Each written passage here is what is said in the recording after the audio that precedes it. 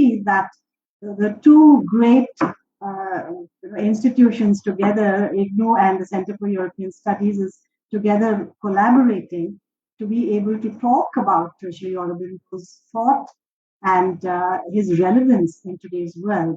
So it gives me great pleasure to welcome you all this morning, and I'm looking forward to not just the keynote address, but also the deliberations which will follow later after the inaugural session. Now, why Sri Aurobindo? Why do we need to even talk about him? Why do we even need to think about him? Because it's been 150 years. So perhaps it's time to revisit him. And one of the things that has really struck me about this man, apart from his revolutionary past and his spiritual leanings, his philosophizing, it is the way in which he asserts that the ego needs to be put aside, because he does talk about how in order to see, you have to stop being in the middle of the picture.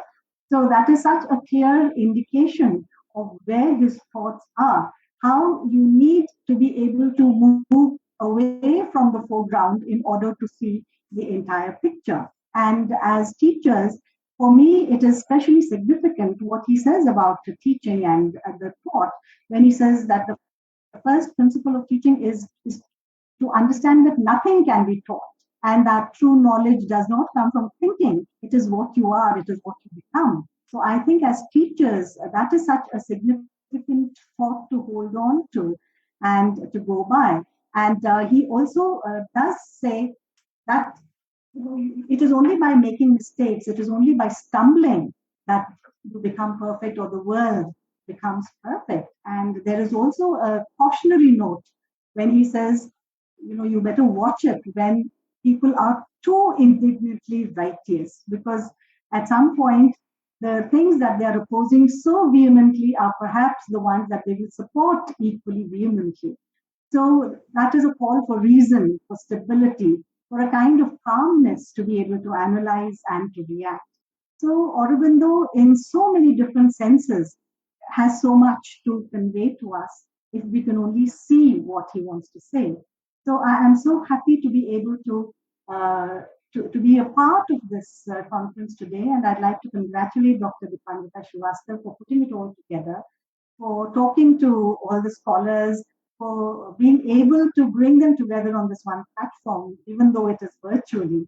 And it is my great pleasure to be able to welcome our pro-vice chancellors, vice chancellor who will be joining us a little later, all those within IGNOU and outside who are joining us, not just from the regional centers or the heads of divisions and schools, but also those who have joined this webinar because they would like to listen more to what Sri Aurobindo has to tell us in this day and age, to be able to relate and to follow those principles today.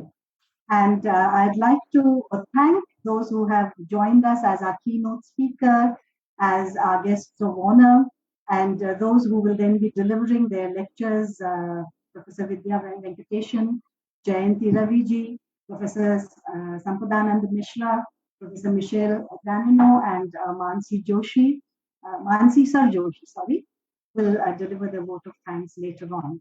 So we have a formidable array of scholarship on display today, and I quite look forward to listening to all of you. So with these words, I'd like to say welcome and thank you once again. Thank you. Thank you, ma'am. Sri Aurobindo, Sri Aurobindo, whom we in India often call Maharshi Aurobindo, was born on the 15th of August, 1872. On this year is his 150th birth anniversary. As you all know, that the 15th of August is very important and very significant to all of India because of the most obvious reason that we officially broke away from the British colonial rule, a cause that Maharshi Aurobindo also excelled in the early phase of his life. Incidentally, India was independent in 1947 when Rishi Aurobindo turned 75, and this year India is also turning 75. It's a sheer coincidence. The tale floated away in the sea.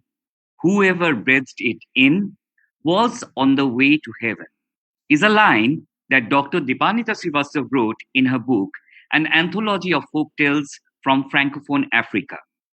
Dr. Srivastava also floated the idea to celebrate Maharshi Aurobindo's birth anniversary, and we have the opportunity to revisit the sea of treasures of Maharshi Aurobindo and the mother. Now, I would like to request Dr. Srivastava to set the framework of the webinar through her introduction. Ma'am. Thank you, Tato. Honorable Vice Chancellor, Professor Nageshwar Rao, Guest of Honor, Dr. Jayanti S. Ravi, Secretary, Aurobindo Foundation, distinguished speakers, Padma Shri Professor Michel Danino, author and historian, visiting professor at IIT Gandhinagar, Professor Sampadanand Mishra, Dean Culture, Professor and Director, Center for Human Sciences, Rishihood University, Professor Vidya Venkatesan, Director, Center for European Studies, University of Mumbai, Pro Vice Chancellor, Professor Uma Kanji Lal, Indira Gandhi National Open University, Professor Sumitra Kukriti, Pro Vice Chancellor, Indira Gandhi National Open University, Director, School of Foreign Languages, Professor Malti Mathur, all directors, heads of regional centers and divisions, all colleagues, dear students and participants. As India marks its 75th year of independence, this year, 2022, 15th of August, as Tato rightly said, marks simultaneously the 150th birth anniversary of the great saint philosopher, poet, scholar, literary critic, and yogi, Sri Aurobindo Ghosh, described often as the prophet of Indian nationalism. Over the last many decades, in fact, Sri Aurobindo's ideas and philosophy have inspired generations of followers in India as well as across the world, encouraging global studies, centers of research, who have contributed with valuable insights into Indian knowledge traditions, education, spiritualism, poetics, and notions of universal brotherhood. At this point, it is of great significance to mention that Sri Aurobindo's life and teachings have nurtured profound links with France and the French history in India. In 1910, facing charges of treason in the Alipur conspiracy case and hounded by the British police, Sri Aurobindo sought refuge in Chandanagar first, followed by his final destination in South India in the small little town of Puducherry, all part of French India. Historians have in fact quoted, for the French, Sri Aurobindo was an honored political exile entitled to their protection in Pondicherry. August 15, 1947, the day India attained independence, coincided with his 75th birthday. It was sheer justice of history for someone who tirelessly worked for this momentous event. The Agence France Presse, AFP news agency, had reported then, Sri Aurobindo, the most powerful Indian thinker, had granted audience to Maurice Schumann, special envoy of the French president, Paul Ramadier. It was said that during the meeting with Governor Barron and Schumann, Sri Aurobindo had declared fondly, France after India is the country for which I have the most fondness and respect. Rishi Aurobindo had long dreamed of establishing in Pondicherry a university that would be a permanent window and a meeting place between France and India. Eventually, the Sri Aurobindo International University Center Today, the Sri Aurobindo International Center of Education took shape and has since remained a hub of excellence, promoting a new model of education with French language as the basis. It is said also, the saint philosopher had not only mastered the language, taught it, but even read a good deal of French poetry in the original. He is known to have written extensively in French and even composed poetry in the language. The poet-philosopher, having completed his schooling in England, was fluent in English and French, apart from numerous other European languages like German, Italian, Greek, and Spanish. He maintained that French came to him as a spontaneous memory and hinted he had had a former life in France. There are many remarks and short written pieces of his on French literature and thought in general, as well as on France as a nation, including its history. We know well his famous writings on the French Revolution and some on 20th century politics as well. Another very crucial aspect to the works and philosophy of Sri Aurobindo was the arrival of Mira Alfasa, commonly known as Shrima, the mother, who was a French lady who during a visit to Pondicherry was deeply impacted by the teachings of Sri Aurobindo, and 1920 onwards chose to stay on in India, devoting herself to studying and promoting the teachings and philosophy of the great saint. In later years, she played a very crucial role in translating the vision of Sri Aurobindo by setting up of the Auroville in Pondicherry, envisaged as a spiritual township based around the ideas of sustainable living and universal brotherhood.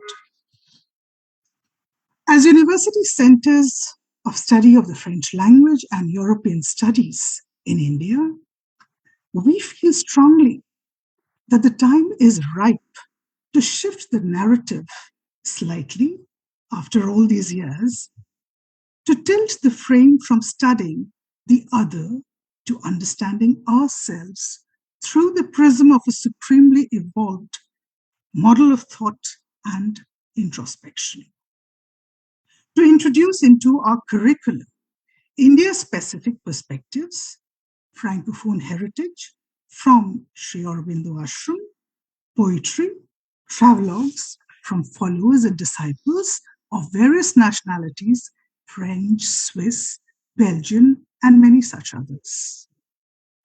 As India enters the Amrit Kal, the new phase, this and many more initiatives need to find place in our French studies curriculum in the years to come.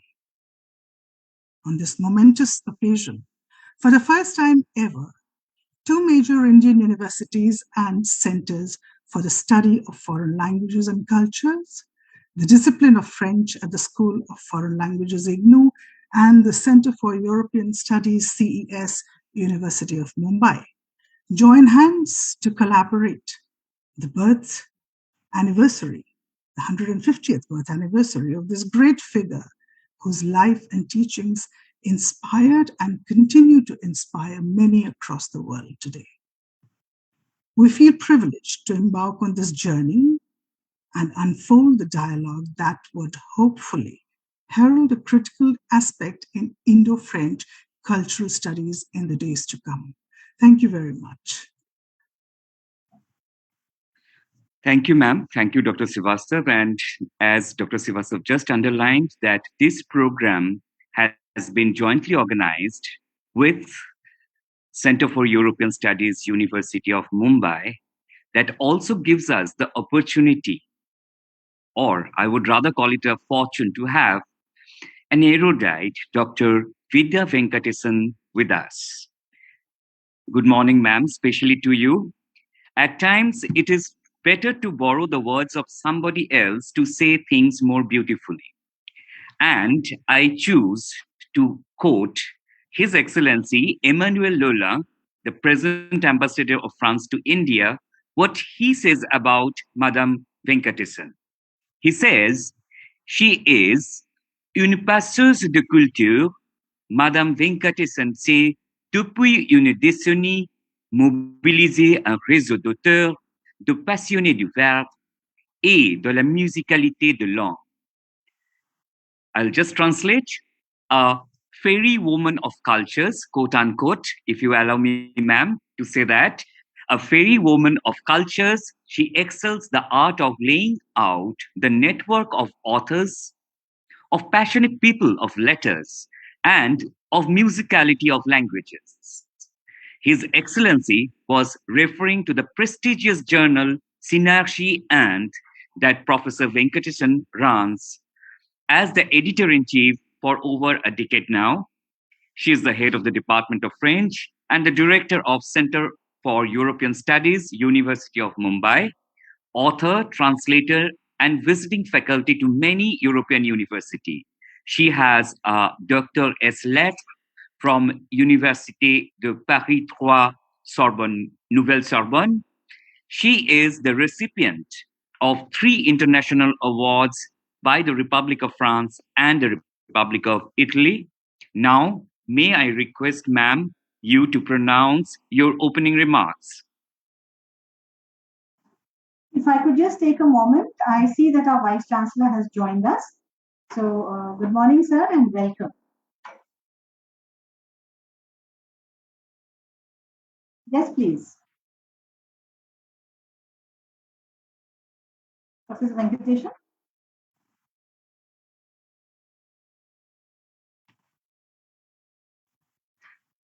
Respected Vice Chancellor, IGNOU Professor Rao, Pro Vice Chancellor, IGNOU Professor Kukreti, Director School of Foreign Languages Professor Mathur, Dr. Jayanti Ravi, Secretary, Aurobindo Foundation,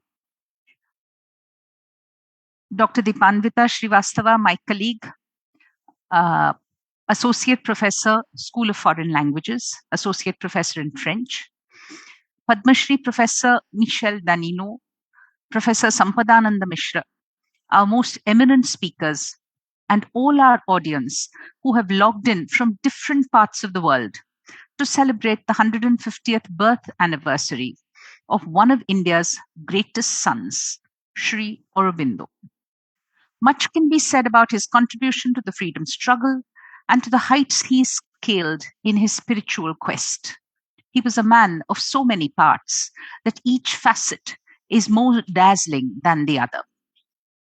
I am a professor of French literature and culture, and for me, everything starting with his name carries the heady scent of the French language. Look how he spelt his name: Aravind for the rest of India, Aurobindo to the Bengalis. But look at the spelling. There is a U between the A and the O, A and the R, and that is very French, my friends. I also take the liberty of quoting the mother here.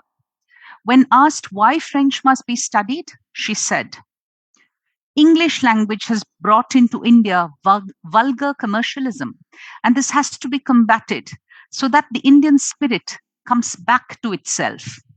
French is the only language that can combat with English because it has all the qualities of clarity, precision, robust intellectuality, and aristocracy of the spirit.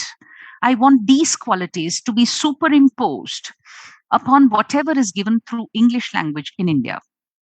Finally, Sri Aurobindo chose the French comptoir enclave, Pondicherry of those days and Puducherry of now, as the cave of his tapascharya. This was his Gaya, where he would attain his siddhi. It is thanks to him that till today there is a civilizational partnership between our two countries.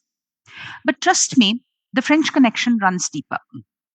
Had it perhaps not been for France and for successive French government administrators and governors from 1910 onwards, who prevented, circumvented numerous efforts and pressures exerted by the British to deport Sri Aurobindo, he would have been sent into exile into one of those remote British enclaves in Africa or the Far East. One story goes that seditious literature was planted through ruse in the well of the house he lived in. The investigating magistrate, Monsieur Nando, a Frenchman who came with the police chief of Pondicherry, was so impressed with Sri Aurobindo's vast collection of books and papers in Greek and Latin, all scattered around, that he was convinced that a person who read in Greek and Latin could never indulge in illegal acts. So French, isn't it? Nando is said to have exclaimed, "Il sait du latin, il sait du grec." He knows Latin, he knows Greek, and left. Prosecutors became friends and admirers. Those who came to scoff remained to pray. The exasperated British tried every trick in the book, the most desperate being to offer to exchange Pondicherry or Puducherry today for places in the West Indies. After one such thwarted attempt to dislodge the master, the Mahakavi Subramanya Bharati burst into this fiery and assertive poem, Jayamundu Bhayamillai Maname. Jayamundu Bhayamillai Maname, in the Janmattile Vidudalai Undu Nilayundu. Victory is for sure. Fear not. My heart, victory is for sure. Freedom is ours here and now. It was because of Sri Aurobindo's presence and the profound respect that the French administration and French intelligentsia held for him that the transfer of enclaves to India, the French enclaves to India, went smoothly. The governor of French India at the time of independence, François Baron, considered himself a disciple of Sri Aurobindo. The legendary French statesman and war hero, Maurice Schumann, said, was whom asked for an audience with Sri Aurobindo, and Sri Aurobindo assured him and his government thereby that Pondicherry would indeed be a permanent meeting place between France and India. Today, Puducherry has remained true to the seer's vision. Schumann declared, "We salute independent India. We know perfectly well that the whole of India will one day be independent. We would like that the departure of France as a power and as an authority should coincide with the agreement regarding Pondicherry, which will become a window open to France and to the whole French entity, French culture, and French language." Sri Aurobindo's love and proficiency in French, English, German, Greek, Latin, and Italian, among other foreign languages, only fanned the flames of his passion for Indian languages. Unless the roots of a tree run deep, how will it stand tall and reach for the skies? When he came back from England and took up a job under the Gaikwad of Baroda, he started learning Sanskrit, then Bengali, Marathi, Hindi, Gujarati. He founded the French department in what is today the Maharaja Sayyaji Rao University, and himself taught the language of Molière till 1906. Later on, he went on to set up today's Jadavpur University. And is it surprising that even today, the Jadavpur University, which he had called the National Council of Education, he had been its first principal, still has a pride of place for foreign and Indian languages.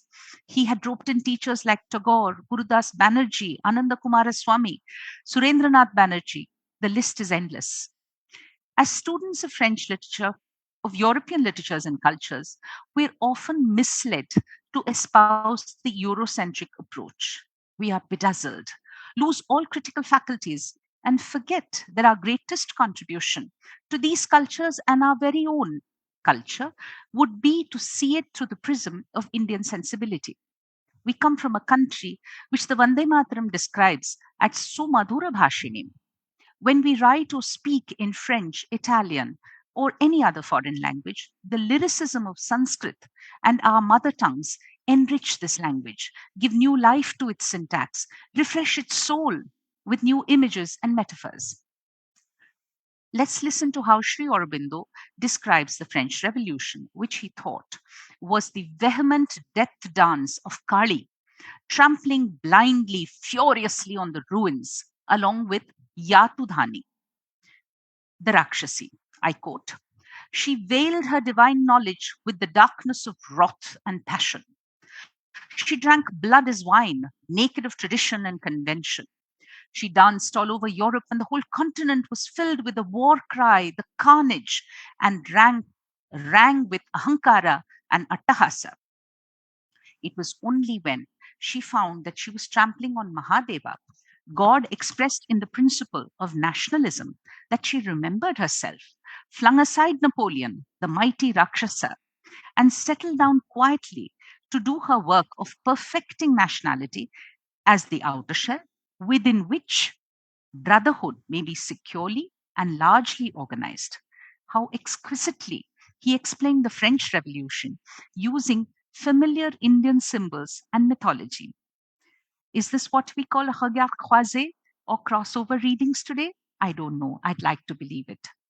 As students of a foreign language, we owe it to our host language and our mother tongues to carry meaning from one culture to another. As translators, we start paying our debts to both languages. Sri Aurobindo was a gifted translator. When he translated the opening passages of the Iliad and the Odyssey, he used Homer's own meter, the dactylic hexameter, whose successful handling has defied the efforts of a number of well-known English poets. His friendship with the extraordinary Tamil poet Sri Subramanya Bharati led him to translate a few poems by the Alvars, Vaishnava saints of the 8th and 9th century, and also a chapter and a half of the Tirukkural by Tiruvalluvar from Tamil into English.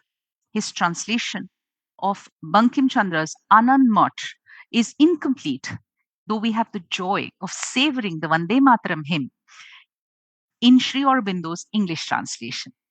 Who but this translator of translators could write, "Your life on this earth is a divine poem that you are translating into earthly language." His chef-d'oeuvre, Savitri, both a legend and a symbol, as he said, eternity in words, as his critics said. Ladies and gentlemen, lend your ears to this poetry that, like a mantra, sears your soul. I quote from Savitri. As a star uncompanioned moves in heavens, unastonished by the immensities of space, traveling infinitely by its own light, the great are strongest when they stand alone. A God given might of being is their force. A ray of self solitude of light guides them. The soul that can live alone with itself meets God. Its lonely universe is their rendezvous. I would like to conclude by reading a fragment from Sri Aurobindo's poem in French. There is a very competent translation available in French online, but I crave your indulgence one last time to read you Sri Aurobindo's verse in the original in French. The Alexandrine meter, the noble French verse, is a sheer unalloyed pleasure. I quote, Sur les grands sommets blancs, astres éteints et brisés, seul dans l'immense nuit de son cœur désolé, l'ermite, Amita, l'homme élu par les dieux, leur leva son front pur comme un ciel vers les cieux. Et austère il parla, triste, grave, immuable, l'homme divin, vaincu, au peuple impérissable. Ô vous que vos soleils brillants, purs et lointains, cachent dans les splendeurs immortelles et hautains, ô fils de l'infini, roi de la lumière, guerrier resplendissant de la lutte altière, nation à la mort divinement rebelle, vous qui brisez la loi de la nuit éternelle, ô vous qui appelez à vos sommets ardus les pantins de la terre, tribus. La vaste nuit parla aux infinis cachés, lamente à ses amants, terribles et voilés. May Sri Aurobindo's abiding grace keep the dialogue of cultures alive and thriving in our motherland, and may we see the study of foreign languages flourish on this great soil. Thank you. Thank you, ma'am. Since Professor Venkatesan enlightened us with the verses. Now I will go for another set, three liners. We have lingered in the chambers of the sea by seagulls redged with seaweed red and brown, till the human voice wake us and we drown. Of course, you can imagine these are the words of the poet T.S. Eliot, who definitely take us to a transcendental experience that is akin to the ideas of Maharshi Aurobindo. And we have the honor of having with us the author of Time Philosophy of T.S. Eliot, Professor Sumitra Kukriti, who has written widely on literature, philosophy, and English language teaching. And we can proudly say that she is also our Pro Vice Chancellor. On this note, may I request Professor Kukriti for the special address.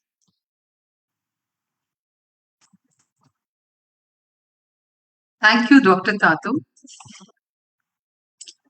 Honorable Vice Chancellor IGNOU Professor Nageshwar Raoji, my fellow Pro-Vice Chancellors, Guest of Honor Dr. Jayanti S. Ravi, Secretary Aurobindo Foundation, distinguished speakers Padma Shri Professor Michael Janino and Professor Sampadanand Mishra, Professor Vidya Venkatesan, Director, Center for European Studies, University of Mumbai, Director, School of Foreign Languages, Professor Malti Mathur, Convener, Dr. Deepandika Srivastav, other members from the school, and all other dignitaries attending this event. Good morning to one and all. The introduction that we have just heard by Professor Vidya Venkatesan was really marvelous. Actually, it set the complete tone of the program.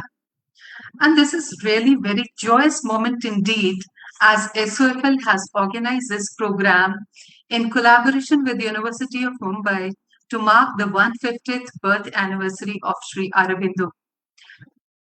Aurobindo is one of the rare saints and philosophers who is revered all over the world, and especially whose fame transcends beyond the boundaries of nations. Sri Aurobindo has also been called as India's greatest modern philosopher says.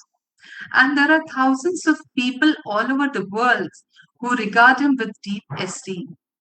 He's a remarkable personality who, on the one hand, was a great philosopher, while on the other hand, he actively participated in Indian struggle of independence.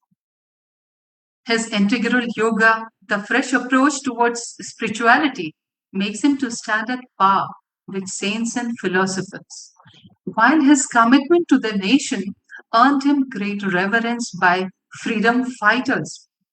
Sri Aurobindo's in-depth, concrete understanding of contemporary political and social issues was really wonderful. But the most fascinating aspect of Sri Aurobindo's character is that, unlike other intellectuals and Indian saints who would passively debate over the curse of slavery in the comfort of their drawing rooms, or would sit cross-legged and meditate over God, he was completely devoted to the cause of India's freedom struggle.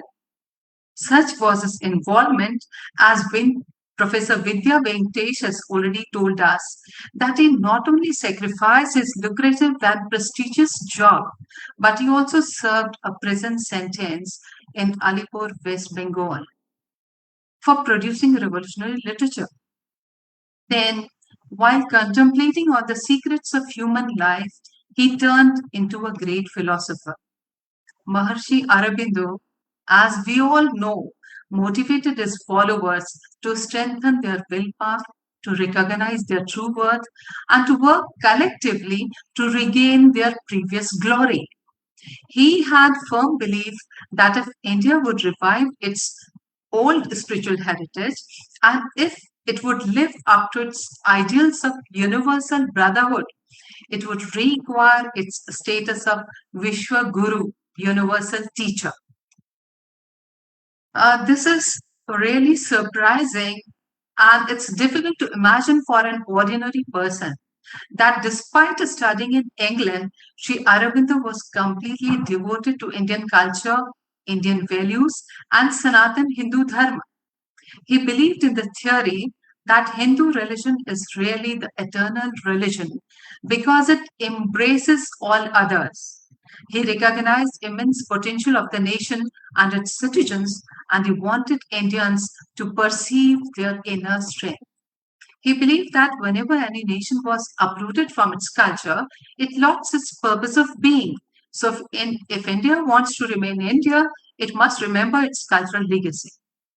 I would like to conclude with the words that Aurobindo's philosophy brings spiritual rejuvenation and motivates people to work towards the cause of humanity, transcending the boundaries of race, caste, class, and nations.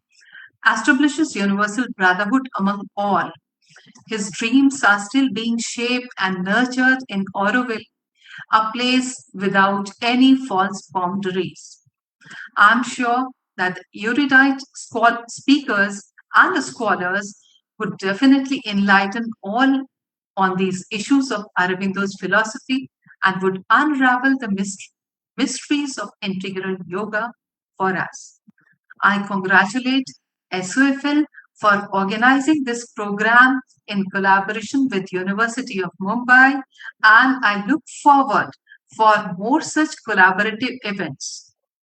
My best wishes. Thank you. Thank you, ma'am. The mother helped shaping Maharshi Aurobindo's vision into reality, and Auroville was created. In 1968, in the month of February, on the 28th day, Mother penned down 4 pointers as the charter of Auroville. The first one read, Auroville n'appartient à personne en particulier.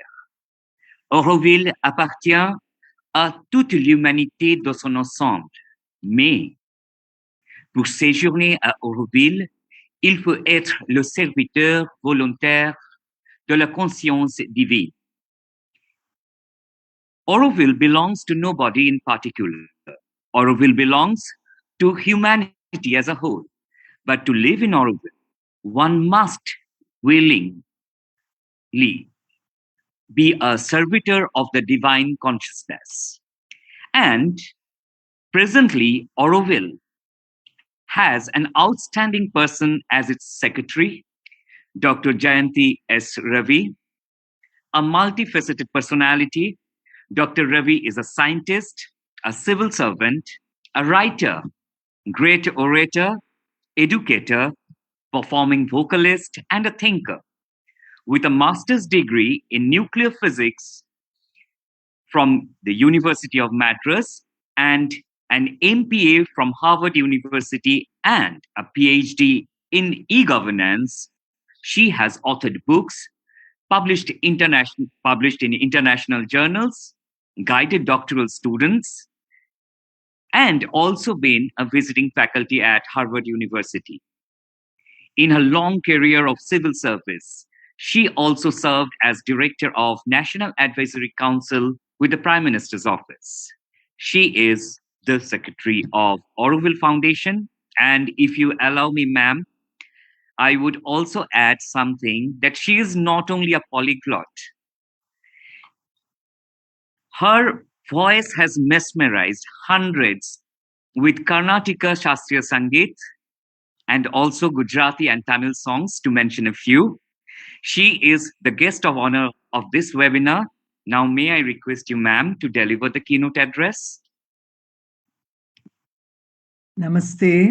Greetings to everybody, and thank you, Dr. D. Bhattacharya Tatoji.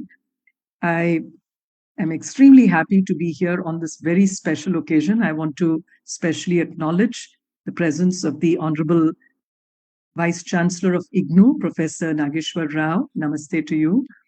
Professor Sumitra Kukreti, the Pro-Vice Chancellor. It was a delight to hear Professor Vidya Venkateshan, Director of the Center of European Studies, University of Mumbai, and of course, Dr. Dipanvita Srivastava, who also reached out to me, invited me, Professor Malti Mathur. I'm very happy that in the lecture sessions we have Professor Michel Danino, and Professor Sampadanand Mishra, both of whom are very actively connected with Auroville. And also, they are a part of the high-level committee, specially constituted for the 150th birth anniversary of Sri Aurobindo, which is chaired by our Honorable Prime Minister.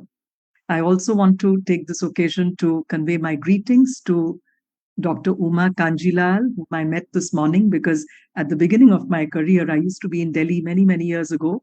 In the late 80s, I used to work at a place which was then called Nuclear Science Center. The name has then post-Pokhran metamorphosed into Inter-University Accelerator Center. So again, want to convey my greetings to all of you on the panel and everybody who is participating in this beautiful event today, the national conference that is being organized from all over India and the world, the national webinar. And I wish your indulgence in starting with something very close to my heart, the Sri Aurobindo Gayatri. And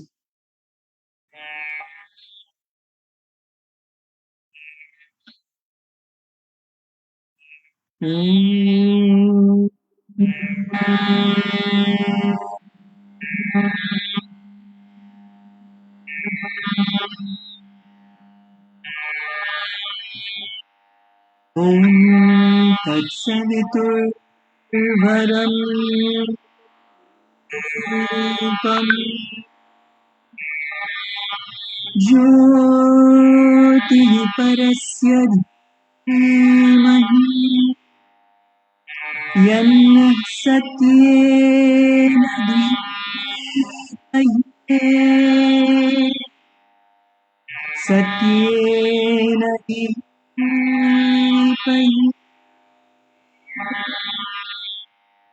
Om Tat Savitur Varam Rupam Jyoti Parasya Yanna Satyena Dhimahi Satyena Dhimahi.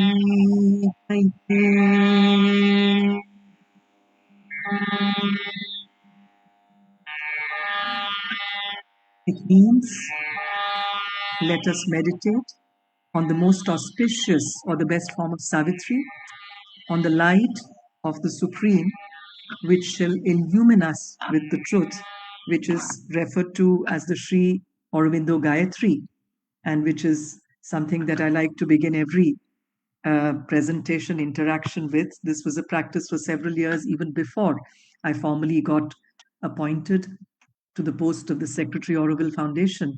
And I think it a great privilege today to be with all of you.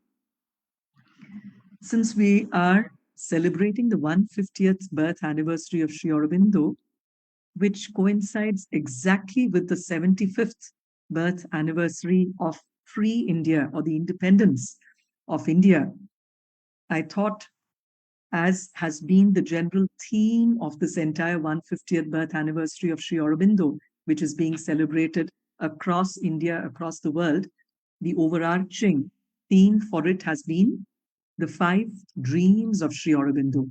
So I thought today I would delve on that in some detail and try to share some thoughts which I think are extremely relevant, if not most relevant today, even more relevant perhaps than they were back then, and how every word of it was not only contemporary but futuristic. And we find that this is not only a vision, it is also a kind of mission for all of us who love India, who love the world, who love humanity, and are also seekers for that paradise on earth, which Sri Aurobindo refers to as the sunlit path. In Savitri, yes, he says, I quote him, yes, there are happy ways near to God's sun, but few are they who tread the sunlit path. Only the pure in soul can walk in light. An exit is shown, a road of hard escape from the sorrow and the darkness and the chain. But how shall a few escaped release the world? This is Sri Aurobindo in Savitri, and I think this very beautifully falls in place against the backdrop of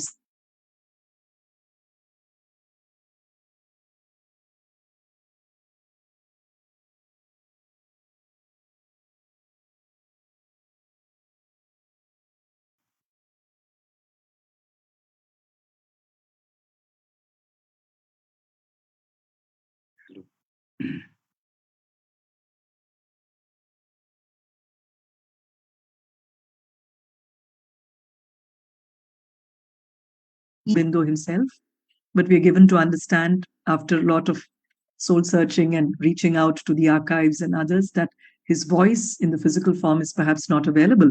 But this was presented on All India Radio Tiruchirappalli by one of the announcers or broadcasters there.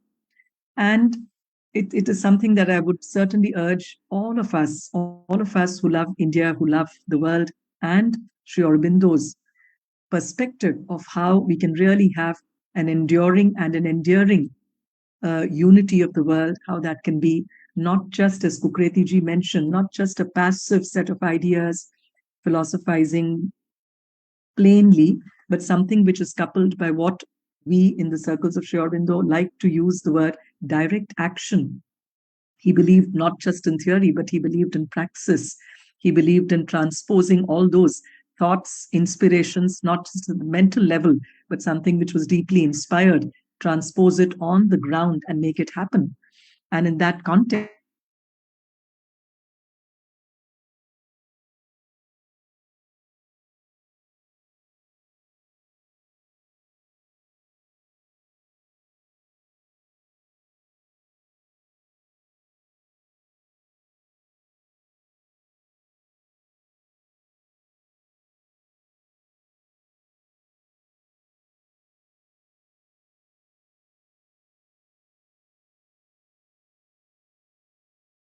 with an intention, perhaps of his father, of having him to be left in England with no connection with India. They didn't want any influence of India to actually come on him. This is what we're given to understand.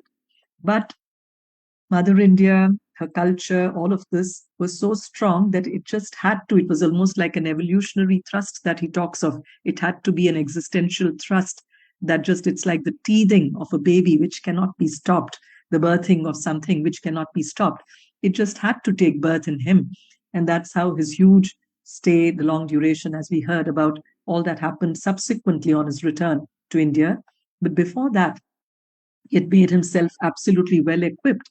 And from childhood, these signs of his greatness, his absolute, the Superman in him, so many aspects of his were expressed, were manifesting in his poetry, the kind of mastery, as Dr. Vidya so beautifully explained to us, whether it was French, whether it was Greek, Latin, Spanish, so many things, the poems that he wrote, all of that. And finally, the culmination of all this was the Five Dreams, I could say, which is a very pithy, a very compact, and yet a very concise statement of where we could do.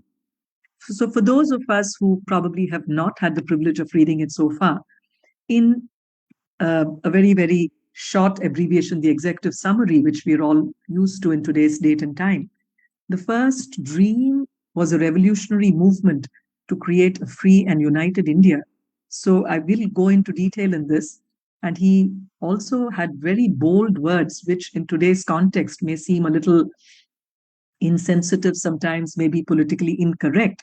But I would like to read that part of his statement too, to say how he had great faith in the fact that India cannot really be divided, that we will have to come together, but not by any kind of coercion or force. But he said that is something that is a very divine and a very natural, a very beautiful thing for the coming together of humanity, because he really thought of the entire humanity being shrink wrapped or brought together as one, the whole of humanity as one, with that sense of human unity. So the first dream was about a free and united India. And if you look at it progressively, the second was about the resurgence and liberation of the peoples of Asia and her return to her great role in the progress of human civilization. After India and Asia, the third dream was about a world union which would form the outer basis of a fairer, brighter, and nobler world and life for all mankind. But it was also to be coupled with not just the outer, the gloss, the outer manifestation, but the glow within, what he refers to in the sunlit path, that all this strife, competition, aggression, anger, hatred, it had to be metamorphosed into something with a raised consciousness and extreme raised sensitivity to really make ourselves willing servitors of divine consciousness, as the mother says, and not really think of our egoistic demands that I want this and I want that. But the fourth and fifth are very beautiful next progressive logical steps of it. He talks of the spiritual gift of India to the world, and which is something that we see in great ways, shapes, in so many different ways, even today. And it was present back then already, it had begun. But today we find that there's a great deal of appetite for yoga, yoga not just as hatha yoga, but integral yoga, yoga that really talks of being in union in everything, in anything that we do, just as the Bhagavad Gita talks of samatvam yoga uchate, and how basically it is about being conscious in everything that we do. And the fifth was about the evolutionary step to a higher and larger consciousness, and how Sri Aurobindo was somebody who very strongly believed and professed and wrote extensively that this whole evolution was also work in progress. There was a time when the might of the lion, it was probably believed that physical strength was the strongest, but subsequently, as beings with a mind that could discern, that could analyze, understand, reason, it was felt that human beings were at the more evolved level in the sense of evolution. But he believed that that was not the final full stop, and that while we do have an intellect, we have a mind that can analyze, that can reason, it also tends to divide between me and the other. And that's where the ego which comes in. But he felt, and he has written extensively about the next stage, where you have the Superman, you have the evolution of into another being, which would be able to really synthesize everybody and work from that state of intuition with divine consciousness, which the spark of which, as Swami Vivekananda has also said, it is there in each one of us, but as it manifests, it makes us realize that it's not really about me and the other, and where we really see this inherent and this very obvious unity across all beings, across everything. Now, as we look at the speech that Sri Aurobindo gave, I would like to read certain portions of it and also explain my own humble understanding of what I think. He says that he talks about how 15th of August has a significance not only is it the birthday of free India according to Sri Aurobindo, it signifies the entry into the Committee of Nations of a new power with untold potentialities, and which is great part in determining the political, social, cultural, and spiritual future of humanity.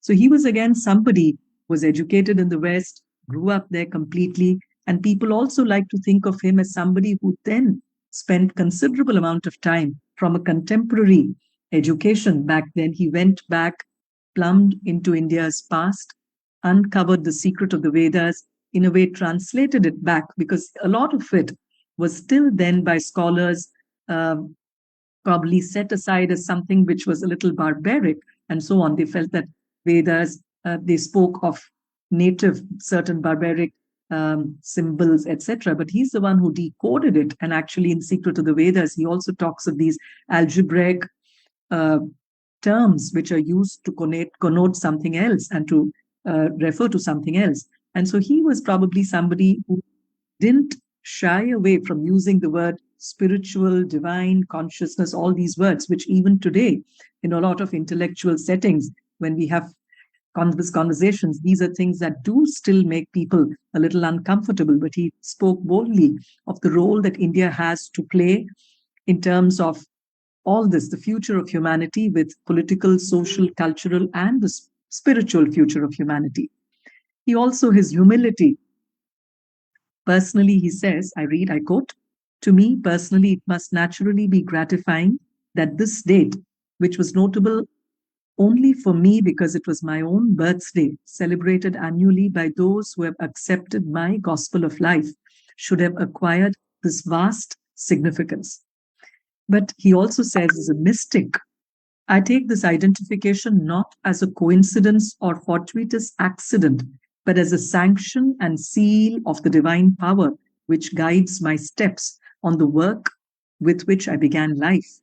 And he says that those dreams that I had thought of earlier, which almost seemed like an impossibility, I can observe, he says, on this day, either approaching fruition or initiated on their way to their achievement.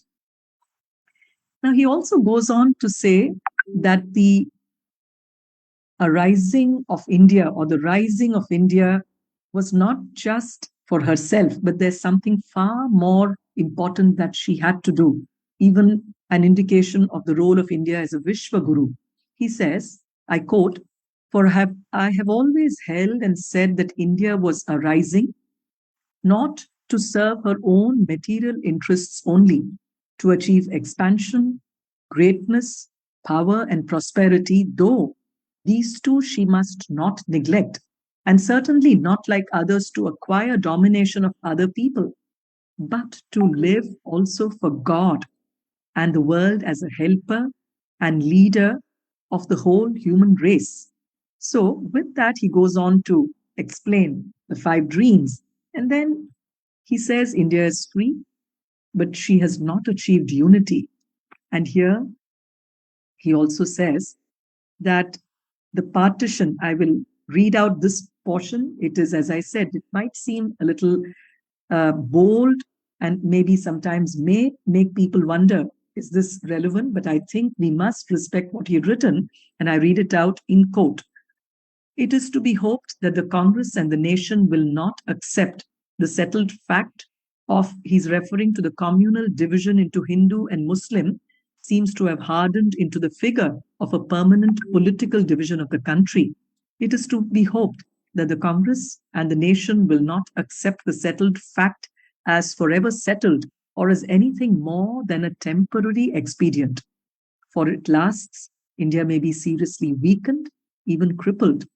And then he adds, "The partition of the country must go." And finally, I quote, "But by whatever means the division must and will go, for without it the destiny of India might be seriously impaired and even frustrated, but that must not be." So this is the first dream that he refers to. And I think it is so important, even if we left this part of it, the fact that we're really aspiring and we have come a long way. Today, India has achieved a great deal of progress. Today, if we look at various parameters, India is increasingly, we find that on so many parameters, India has progressed.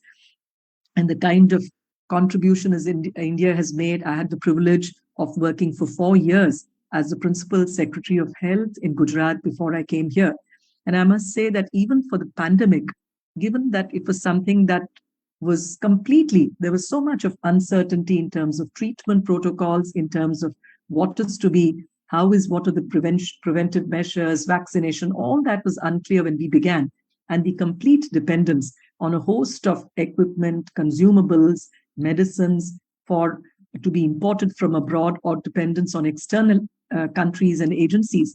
But gradually, even within that period of 1 to 2 years, India became more and more self-sufficient, Atmanirbhar, and the kind of role that India played in vaccination, not only for covering a huge number of her citizens completely free of cost, but also offering this to so many countries of the world. So this is the kind of leadership that India, and oftentimes we notice that when there is a crisis, when there is a conflict or there is a problem, such as the pandemic that we all confronted, it also helps us focus and bring out the best.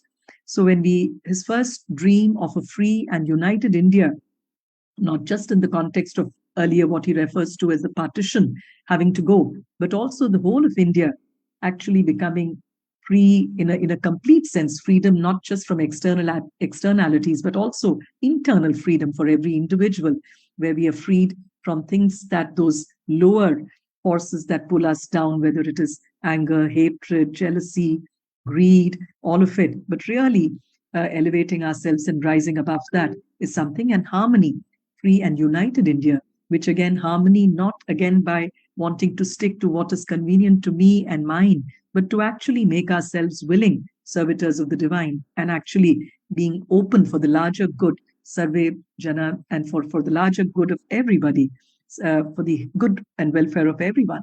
The second dream that he speaks of is about a resurgent Asia.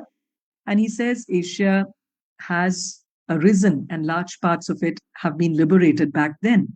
But he says when he talks of the unification of mankind with Asia, the whole of Asia in that context, here too, I quote him, India has begun to play a prominent part.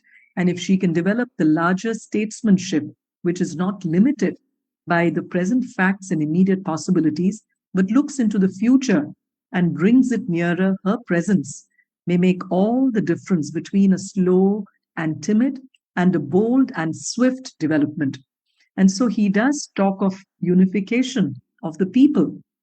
It is necessary in the course of nature, an inevitable movement, and its achievement can be safely foretold. And then he says, its necessity for the nations also is clear, for without it, the freedom of the small peoples can never be safe hereafter, and even large and powerful nations cannot really be secure. And then a new spirit of oneness will have to take hold of the human race. And this in the context of also a world. He talks of a complete world, which is a greater, nobler, brighter world, and says that nationalism will then have fulfilled itself.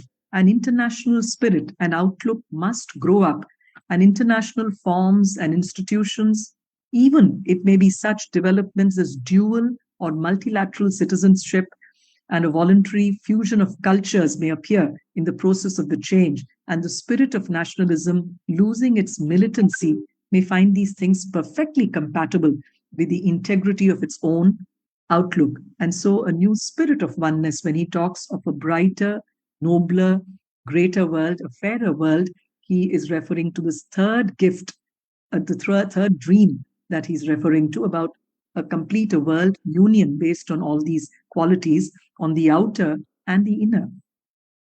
The fourth gift, of course, is about the spiritual gift of India to the world. And at that time, he says India's spirituality is entering Europe and America in ever increasing measure. That movement will grow. Amid the disasters of the time, more and more eyes are turning towards her with hope. And there is even an increasing resort not only to her teachings, but to her psychic and spiritual practice. And what more could be relevant, apt, appropriate in today's context too, where we see a lot of strife, we see stress, tension, all kinds of problems still plaguing the whole world. And when we look at the three words that drove or those led to the French Revolution, liberté, égalité, and fraternité, we find that if we just go by the gospel of liberté, or freedom, we've seen that pure market capital forces alone don't work, as we've seen in movements like the Occupy Wall Street movement. That alone is not going to be sufficient. We've also seen how equality, égalité alone may not work, because we've seen how there has been a crumbling of the erstwhile Soviet bloc, and how communism as a concept alone may not be sustainable.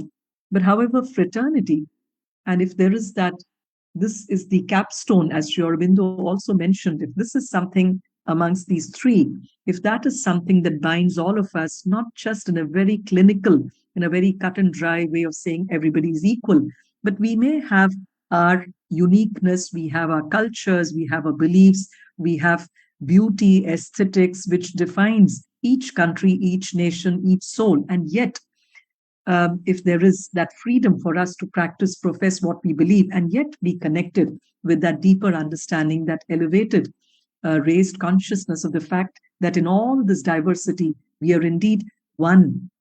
I think that is what we are striving collectively within India. And these last three gifts are where Aurobindo, which was referred to also by Tatoji earlier, and all of you have heard about it. It is something which is the crucible, the laboratory for all these dreams to be actually practiced there, experimented, for all the people living here to offer themselves as in a lighter vein as guinea pigs for this beautiful experiment, which is inspired by the vision of Sri Aurobindo, which was implemented by the mother. And I'd seek your indulgence for a minute in reading out what mother, on the spiritual collaborator of Sri Aurobindo, who was originally known. She was born in Paris. There's a French connection. She also engaged a French architect and town planner, one of the most renowned persons of his time back then. She specially commissioned him, engaged him to develop the full blueprint of the city of Auroville. And this was such a bold and beautiful idea, dream that she had thought of way back then. And this is, she says, on the 28th of February 1968, when the foundation stone of Auroville was being laid, greetings from Auroville to all men of goodwill. Are invited to Auroville all those who thirst for progress and aspire to a higher and truer life. We did hear her charter in French, but I take the liberty of reading out maybe just the first and last points of her charter. She says, Auroville belongs to nobody in particular. Auroville, and Auroville means in French, it requires no explanation, city named after Sri Aurobindo. It's also referred to as the city of dawn. Auroville belongs to humanity as a whole, but to live in Auroville, one must be a willing servitor of divine consciousness. Auroville will be the place of an unending education, of constant progress, and a youth that never ages. So we have a large number of people here who are on the other side of 90, but full of life, full of spiritual, raised consciousness. But they're also people who have excellent health, a lot of, on all the five dimensions, the Panchakosha, as we say, on the physical, vital, the emotional, aesthetic, psychic, all these dimensions, people who are doing very well.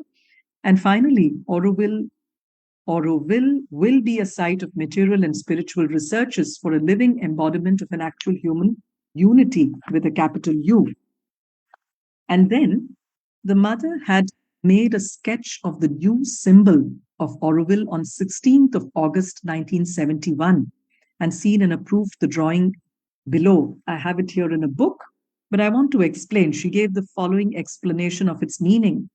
The dot at the center, there's a central dot, a circle, small circle, a circle behind with 5 sectors around it. So she says the dot at the center represents unity with a capital U. For a long time, I didn't quite understand when we keep talking of human unity. Is it the unity between two people, between several sets of people who are now living in Auroville and who will eventually, she has envisaged a city, a township with 50,000 people, of which we have currently about 3,400 people. So this is also an invitation to men and women of goodwill across India, across the world, who would love to come. We want all of you to come to Auroville, come here as visitors, as interns, volunteers, as people who want to participate in this beautiful experiment. And also possibly, if everything goes well, you can join this beautiful experiment. So she says this word unity is with a capital U. It's not just the unity between two human beings or many human beings, which, knowing human nature, is often fragile. It is conditional. I may like you, I may feel united with you as long as you respond to what I say, or as long as there is something that you say which is not offensive to me, may be our construct of unity with a small u, which is normally referred to. But if that unity is anchored in something far deeper within us, the divine, and in the other, which is also the divine, then we really elevate ourselves and go beyond these likes, dislikes, preferences, and we truly become willing servitors of divine consciousness. And in this, she says, I quote, the dot at the center represents unity with a capital U, comma, the supreme. And then there's a semicolon. The inner circle represents the creation, the conception of the city. The petals represent the power of expression realization. So on this note, finally, we come to the fifth dream, which I strongly believe was the basis, for Aurobindo to take shape. And here he says, the rest is still a personal hope and an idea which began to take hold both in India and in the West on forward-looking minds. The difficulties in the way are more formidable, but difficulties were made to be overcome, and if the supreme will is there, they will be overcome. If this evolution is to take place, evolution, we spoke about work in progress and the evolution to the next state of the supermind and the supramental faculties. Here too, if this evolution is to take place, since it must come through a growth of the spirit and inner consciousness, the initiative can come from India.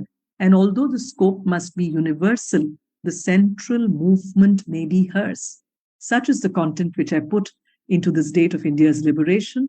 Whether or how far or how soon this connection will be fulfilled depends upon this new and free India, is what he said. And I would just complete now with two final points. In Sri Aurobindo's work called The Human Cycle, he describes the conditions for the coming of a spiritual age and says, therefore, if the spiritual change, he speaks of something called a Gnostic society, which is what Aurobindo has been created. It's a place that synthesizes material and spiritual, matter and spirit. So we see beautiful things of abundance, beauty, extreme functionality, incredible beauty, aesthetics, all of it happening here. If you look at the kind of miracle that has happened in Matra Mandir, I don't know how many of you have visited Aurobindo. Matra Mandir is at the center of it. And it's again a place which is surrounded by beautiful gardens. A complete water channel has just been completed. We have a beautiful lake taking shape there. The entire city, which has been designed by the mother, but it was done through the hands of this architect called Roger Anger, who was also from Paris. There is a French connection. And we have an exhibition of this happening at the Museum of Metropolitan Art, MoMA at New York. And in Aurobindo too, we have this exhibition, the city exhibition happening. We'd like to welcome you all. And there's a great deal of sensitivity, much before Tesla even took shape or hybrid cars were there.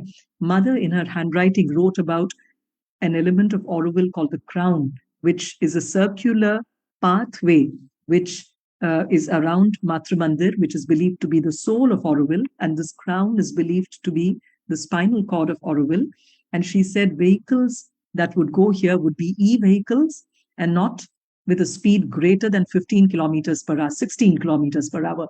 So that is the kind of sensitivity she had for this beautiful city with a lot of waterworks, with complete marriage of the greens and the functional utilities, but to house this critical number of people eventually, so that the experiment of human unity could actually be done in the manner that she wanted. And I often think of this as a little jigsaw puzzle. As children, we're all given these little games to play with. And we spent a lot of time trying to fix it. It's not that we're creating something new, but the process of bringing it together itself is a great exercise for all of us. And similarly, she gave this design of the city. We have her signed document, which she used to submit to the Ford Foundation back then. And it's amazing to see how she not only gave details of the roads, the kind of lifestyle, but she's also explained what is the amount of population in each of these buildings, what kind of demographics, what age group, how many people would be there. So that's the kind of people from all the 200 countries of the world that we have today. All that have to be incorporated here. And in that, even the size of buildings, when we see there are multi-storied buildings, but which are not vertical apartments or skyscrapers, which some of them look a little monstrous elsewhere in the world. But she actually gave things that look like hillscapes, buildings. There's a line of goodwill, line of force, lines of force, where it's like a little hillscape that goes and takes a certain curvature. So it's something which is of an architectural marvel as well, which is taking shape here. And we want to use this beautiful forum also to invite you all, welcome you all. And finally, the last thing I want to complete with is this little request of what he referred to as a Gnostic society and his human cycle, his work, he refers to it. Therefore, the spiritual change of which we have been speaking is to be effected. It must unite two conditions which have to be simultaneously satisfied but are most difficult to bring together. There must be the individual, and individuals who are able to see, to develop, to recreate themselves in the image of the spirit, and to communicate both their ideas and its power to the mass. And there must be at the same time a mass, a society, a communal mind, or at least the constituents of a group body, the possibility of a group soul, which is capable of receiving and effectively assimilating, ready to follow and effectively arrive, not compelled by its own inherent deficiencies, its defects of preparation, to stop on the way or fall back before the decisive change is made.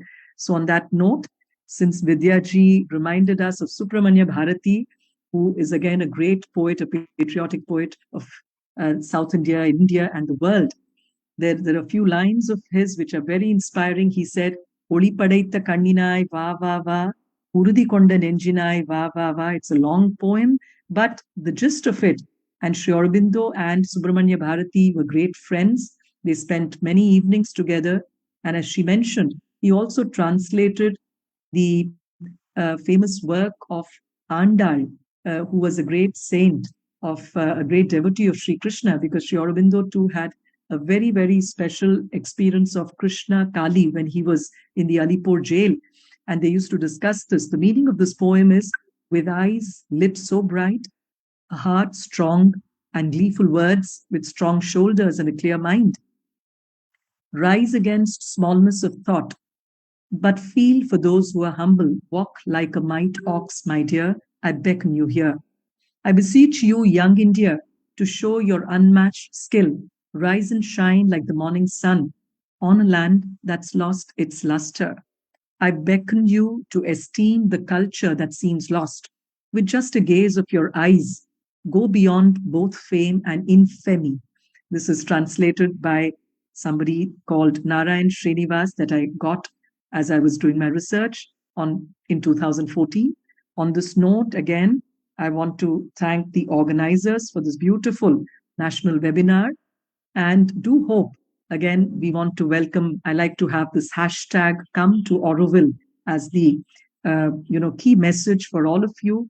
We need a lot of people to be here, get in that fresh energy, which has faith in something as bold, beautiful, audacious as Sri Aurobindo had dreamt of, and something that Mother had the courage, the practicality to implement as a spiritual collaborator. There's work in progress. So we are in the midst of building something beautiful. We are very inspired also by our Honorable Prime Minister, who's chairing this beautiful celebrations, the 150th celebrations, as a part of the high-level committee, and giving us all the support to take all these ideas of Sri Aurobindo from the plane of ideation to direct action and implementation. So once again, thank you so much for inviting me. Namaste. Thank you, ma'am, for the elaboration of the profound teachings of Maharishi Aurobindo, and in so simply and so enlightening experience it is.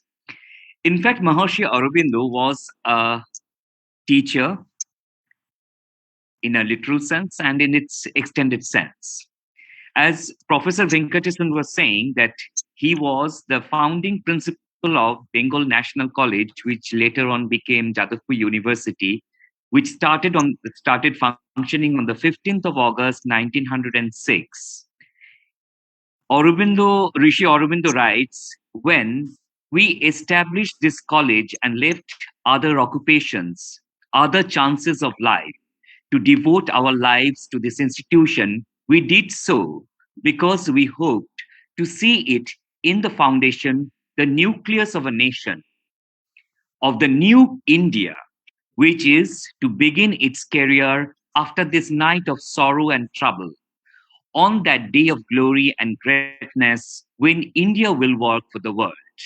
And on another instance, while he was talking about system of national education published in 1907, he said, that everyone has in him something divine, something his own, a chance of perfection and strength in however small a sphere which God offers him to take or refuse.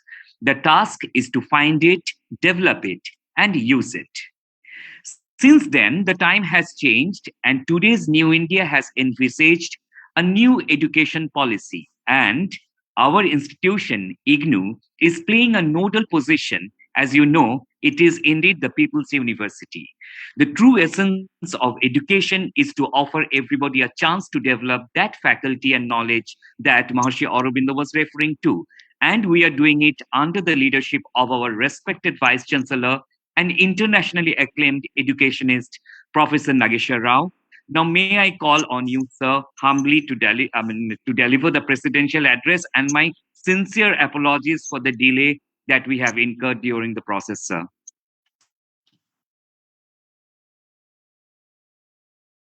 Good noon to all of you. After listening to Jayanti ji, it's very difficult to speak on Aurobindo. The way she articulated the entire philosophy and the linkage with Indian traditions, that is really marvelous. The initiation itself is very, very soothing and inspiring to all of us. I really thank her for sparing the precious time for all of us. School of Foreign Languages, in collaboration with the University of Mumbai Center for European Studies, is remembering Sri Aurobindo. The great idea, which I thought that maybe the discipline of philosophy will come forward. But strange to see that the discipline of French has come up. And for that, I must compliment Deepanvita ji also. And she was very keen to have it from the beginning. And today, when I listened to Vidya Venkateshan ji, it is really useful to all of us, especially even in the discipline of French also. Because initially I was thinking that why a theme of philosophy or a great thinker, great poet, great nationalist is being brought to the field of this discipline. But later on, when I listened to Venkateshan ji, then that linkage is also being explained. The most important day for all of us is the 15th August. And that day coincides with the birthday of Sri Aurobindo ji. And that is what Jayanti ji has said in the beginning itself. That is the greatest motivator to all of us when we are talking about Azadi Ka Amrit Mahotsav. 75 years we have completed. And the vision which Aurobindo ji is having, now we find that most of his thinkings, most of his spiritual addresses, they are relevant to us, and now we can practice those things to make us Vishwaguru, for which we all are striving for the last few years. We had large treasure of knowledge. We are very, very rich in terms of spiritual wisdom. And that carries the weight. That carries the spirit also. And that spirit is going to help us to move ahead. One area which Jayanti ji has said, linking the age of an individual and the spiritual changes which take place, evolution of spirituality with respect to the individual's life cycle. That is very, very important. And everyone now can introspect themselves to see that how those changes they take place automatically. And that philosophy, we are not knowing it, but still we find that it is going on in our minds. During the childhood, the spirituality is different. The spiritual messages are different. When they go for work, there the spirituality also helps them to do their things properly.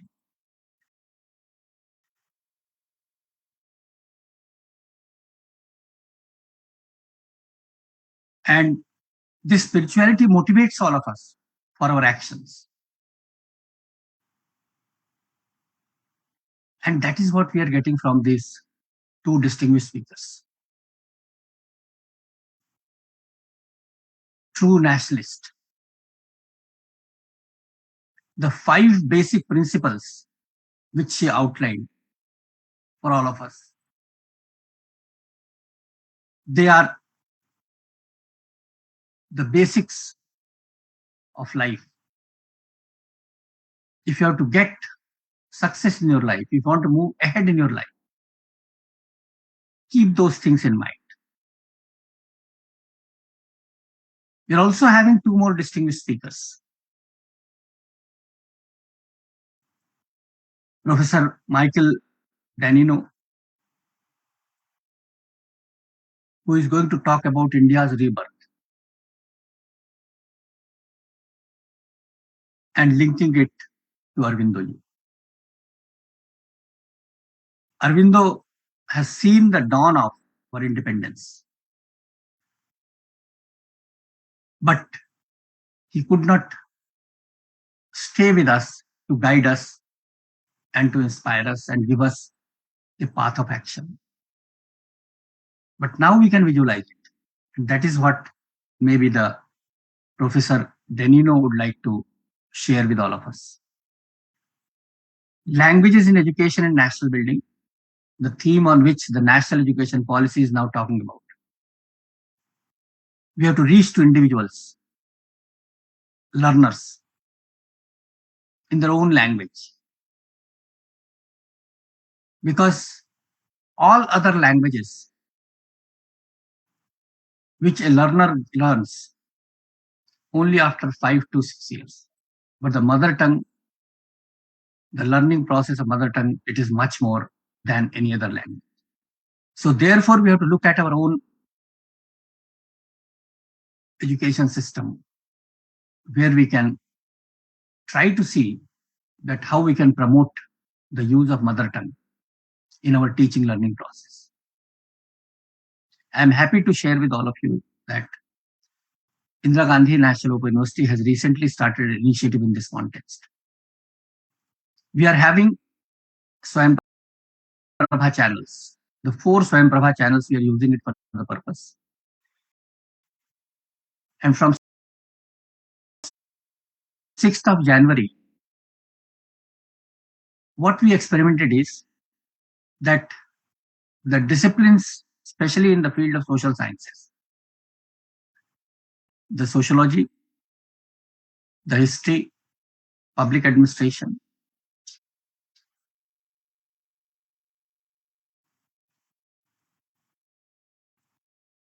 political science, they all first year courses, they are now being taught in mother tongue.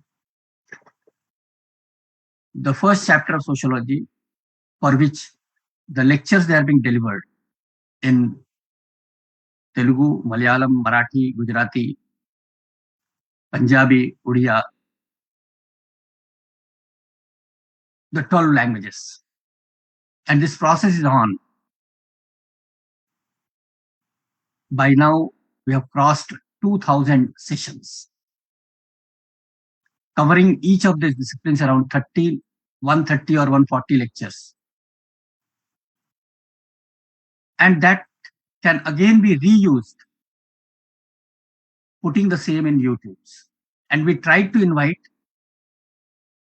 the people from the same area to teach those subjects, so that the person who is proficient in the mother tongue is now teaching to the learners who wants to get their studies completed in their mother tongue. The purpose is that our teaching learning process gets much more effectiveness and results.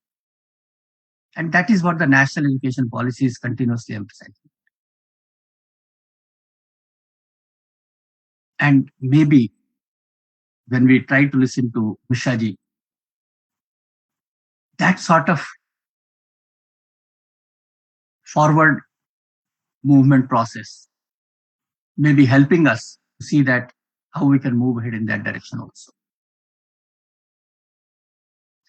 I'm really inspired by the presence of Vidyaji as well as Jayantiji and their philosophical discourse, the presentation to all of us.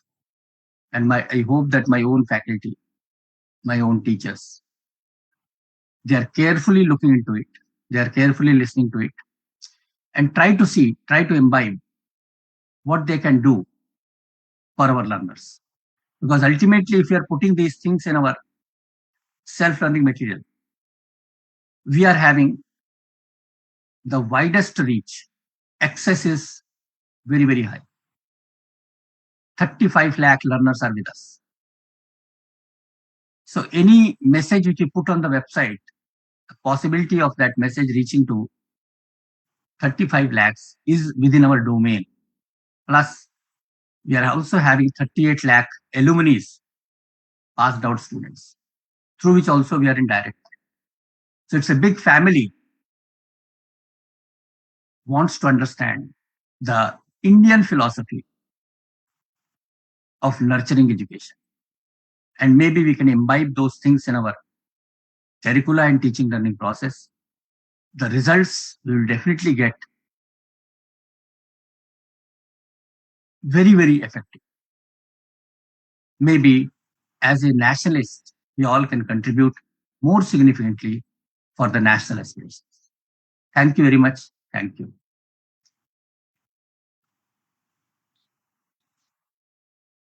Thank you, sir. We have noted down all the guidelines that you have provided to us, and we are also very, encouraged by you to put these things as you have guided us into the curriculum, into the self-learning modules, and reach out to the maximum number of people. Thank you, sir. Now, as the vote of thanks for this particular session, I will just quickly run through that. It was a very, very mindful session, as I would say, that right from when Dr. Srivastava said that Rishi Aurobindo or Maharshi Aurobindo was also a yogi. That is a very, very important point, ma'am. We have noted it down. And he was you said prophet of Indian nationalism, because nationalism is a subject that preoccupies India even today under many circumstances. And you said that French was a spontaneous memory of Maharshi Aurobindo, which is very encouraging to us. And the shift of the narrative is happening now. And now I'll come to the extraordinary presentation of Dr. Venkatesan, where she led us to understand that there is a heavy scent of French in Aurobindo, Rishi Aurobindo's philosophy, and everything. And she actually talked about the French investigators saying, "Il sait latin, il sait grec." He knows Latin, he knows Greek.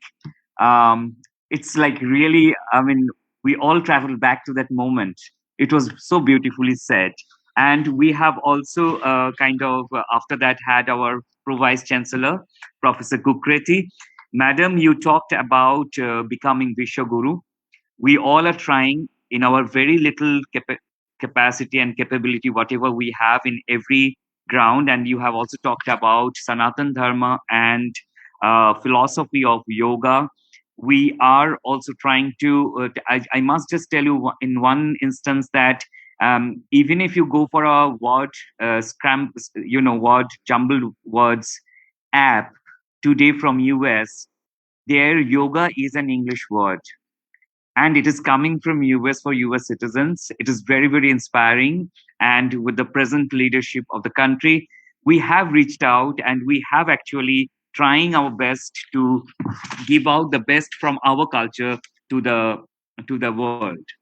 And Dr. Ravi, I mean, you had talked about, I mean, like you started with a mesmerizing Aurobindo Gayatri mantra. I think we all had an experience of what I was trying to refer to, like, because I had personally listened to your Carnatic renditions and very long ones and you gave us that chance here. I'm like really grateful personally to you for giving us this chance.